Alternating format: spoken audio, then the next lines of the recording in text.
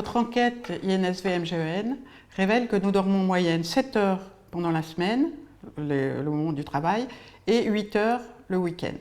À juste titre, un Français sur deux estime qu'il ne dort pas assez. C'est particulièrement vrai pour les personnes qui dorment moins de 6 heures la semaine. Comment est-ce qu'on peut connaître son besoin de sommeil? Eh bien, on se cale sur le temps qu'on dort le week-end ou les jours de repos et on essaye d'avoir la même durée de sommeil les jours de la semaine. À chacun son sommeil. Et le besoin de sommeil de l'un n'est pas forcément le même que le besoin de sommeil de l'autre. Donc, dormir seul ou pas?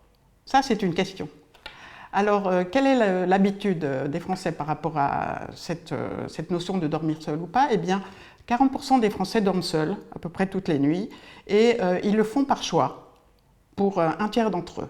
Par choix parce que c'est plus confortable et ils dorment mieux.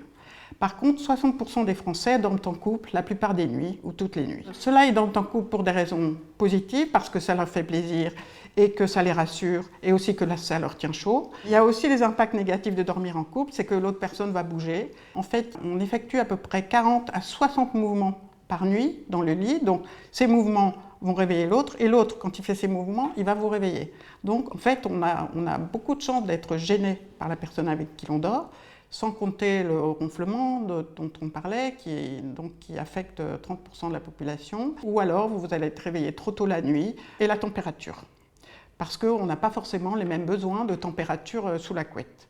En résumé, donc, à chacun son sommeil, ça veut dire qu'il faut être conscient que ça peut être un problème dans le couple si on se gêne, et qu'il faut aborder ce sujet sans tabou.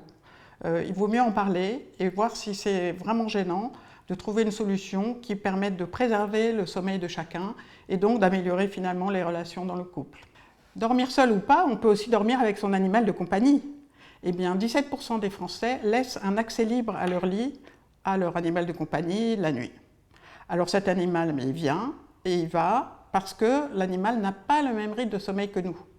Donc il va et vient dans la chambre pendant la nuit et il saute sur le lit, il descend du lit et les mouvements vont vous réveiller. Donc altérez votre sommeil.